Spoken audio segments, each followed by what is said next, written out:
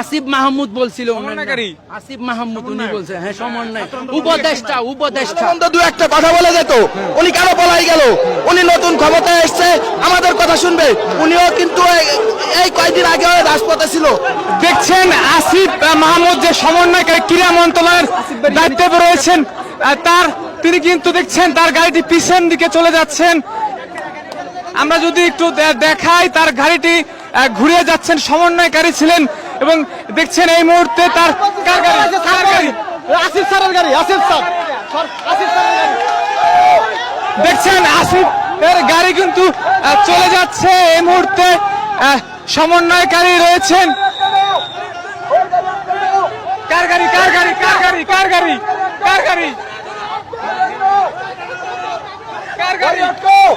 এটা? উপদেষ্টার গাড়ি, কি নাম কি? নাহিদ। নাহিদ।